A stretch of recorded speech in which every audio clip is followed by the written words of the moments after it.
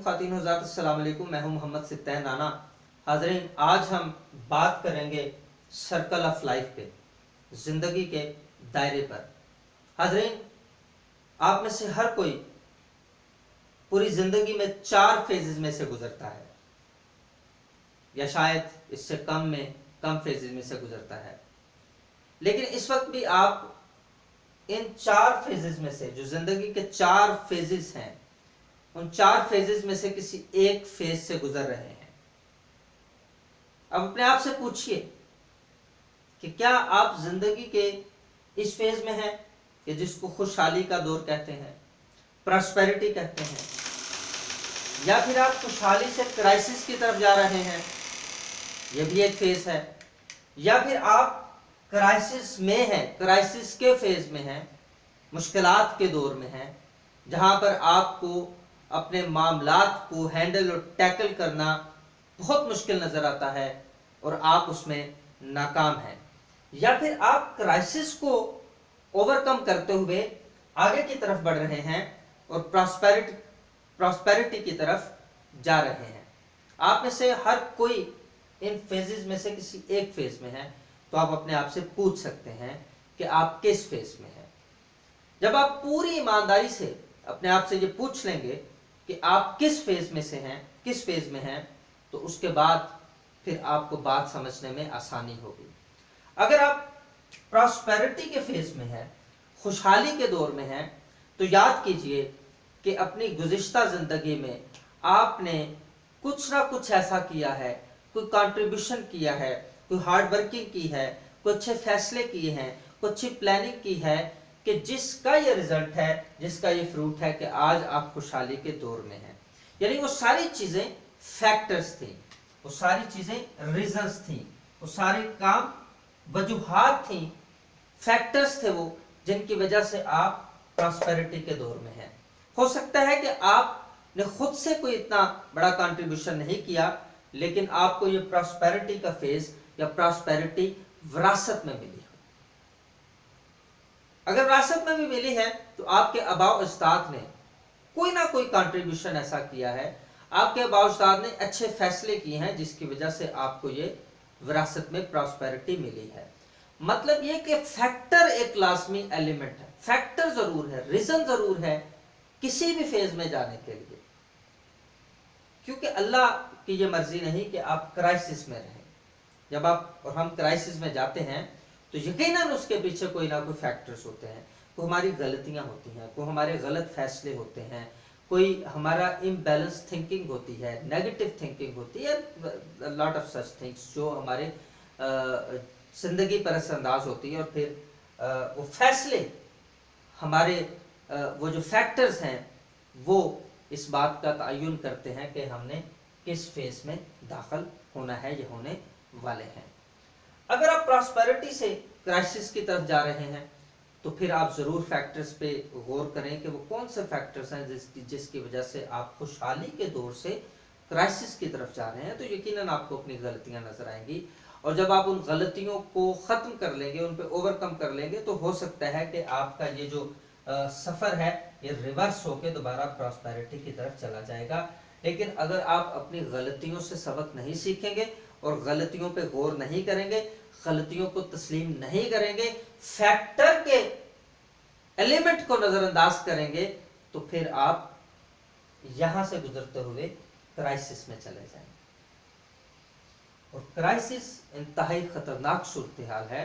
Crisis में इंसान बाज़ औक़ात मायूस हो जाता है, बेबस हो जाता है, और कोई भी रास्ता नजर नहीं आता, और बिलखसूस उस शख्स के लिए बहुत मुश्किल होती है जिंदगी जो प्रॉस्पेरिटी से क्राइसिस की तरफ जाता है। कहते हैं कि जब शख्स कोई गरीब से अमीर हो जाए तो ये बड़ी खुशी की बात है, लेकिन अगर खुदा न खास्ता कोई अमीर से गुर्बत में चला जाए तो उसके लिए बहुत ही तकलीफ दे बात होती है। और अगर गरीब ही हो तो इतनी तकलीफ दे बात नहीं होती जितनी अमीरी से गुर्बत की तरफ जाना तकलीफ दे बात होती है। तो फिर इन क्राइसिस में आप जा सकते हैं। अब अगर आप ऑलरेडी क्राइसिस में हैं, अगर आप समझते हैं कि आप क्राइसिस में हैं, तो फिर आपको यह सोचने की ज़रूरत है कि दुनिया में आप पहले बंदे नहीं जो क्राइसिस को फेस कर रहे हैं। आपसे पहले भी बहुत सारे लोगों ने क्राइसिस को फेस किया, ना सिर्फ क्राइसिस को फेस किया बल्कि इन क्राइसिस से गुजरे, इन क्राइसिस से प्रॉस्पेरिटी की तरफ का सफर तय किया और फिर प्रॉस्पेरिटी में दाखिल हो गए। क्राइसिस में बड़ी मुश्किलें, बड़ी परेशानियां होती हैं, लेकिन क्राइसिस की सबसे बड़ी खसूसियत यह है कि क्राइसिस के दौर में, क्राइसिस के फेज में इंसान अपनी तमाम तर सलाहियतों को बुरे कार लेकर आता है, तमाम तर खुदादा सलाहियतों का इस्तेमाल करता है, कमाल दर्जे पर इस्तेमाल करता है। क्राइसिस के अंदर इंसान को मौका मिलता है कि वो अपनी ख्वाबीदा सलाहियतों को जगाए और अपनी शख्सियत का, अपनी सलाहियतों का इदराक करे। क्राइसिस के अंदर इंसान को मौका मिलता है कि वो अल्लाह तबारक व तआला और नेचर के साथ एक अच्छा ताल्लुक और रब्त कायम कर ले। क्राइसिस में इंसान को मौका मिलता है कि वो सेल्फ अकाउंटेबिलिटी करे, सेल्फ असेसमेंट करे और फिर आगे बढ़े। और अगर दुनिया की तारीख का जायजा लिया जाए तो जितने बड़े बड़े अजीम लोग हैं उनकी अगर बायोग्राफीज पढ़ी जाए तो उनमें ज्यादातर लोग ऐसे थे जिन्होंने क्राइसिस की गोद में आंख खोली थी, लेकिन अपने विल पावर से, अपनी जुर्रत से, अपनी हिम्मत से, अपनी ताकत से, स्ट्रेटजी से, प्लानिंग से, आगे बढ़ने के शौक से उन्होंने क्राइसिस को ओवरकम किया और आखिरकार क्राइसिस से प्रॉस्पेरिटी की तरफ गए और फिर प्रॉस्पेरिटी में जाकर उन्होंने अपने आप को इतना स्टेबल किया कि इस प्रॉस्पेरिटी के फेज को उन्होंने आने वाली नस्लों को भी कन्वर्ट किया। लेकिन प्रॉस्पेरिटी के फेज में भी जाकर उन्होंने काम करना नहीं छोड़ा, उन्होंने रिलैक्सेशन को जिंदगी का वतीरा नहीं बनाया। वो जैसे एक इंग्लिश पोएट कॉलरिज ने कहा कि we are not here to play, to dream, to drift, we have work to do and loads to lift, shall not struggle, it's God's gift.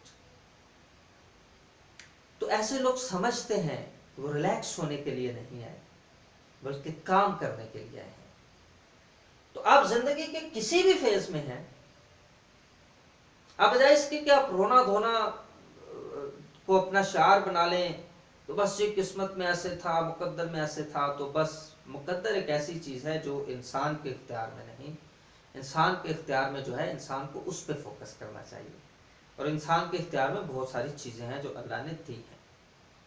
मेहनत है, स्मार्ट वर्क है, स्ट्रेटजी है, planning है, मशवरा, consultation है, लर्निंग प्रोसेस है, ये सब इंसान के इख्तियार में है जो अल्लाह ने इंसान को दिया है। तो उस पर फोकस करते हुए आगे बढ़ना चाहिए। पॉजिटिव थिंकिंग है, जहाँ इसके कि आप पे मुश्किल आई तो आप कहें जी किस्मत में ऐसे, किस्मत में मंजूर था। फैक्टर पे गौर करें, कौन सा फैक्टर था जिसकी वजह से आप इस फेज में आए हैं, तो फिर आप लर्न कर जाएंगे, फिर सीख जाएंगे, फिर उस फेज से गुजर जाएंगे। वरना फिर आपका मुकद्दर ये बनेगा कि आप हमेशा उसी फेज में रहेंगे।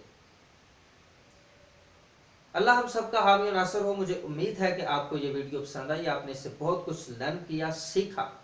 अगर आपने वाकई सीखा तो फिर इस वीडियो को शेयर कीजिए, हमारे चैनल को सब्सक्राइब कीजिए, कमेंट कीजिए, दुआओं में याद रखिएगा। फी अमान अल्लाह।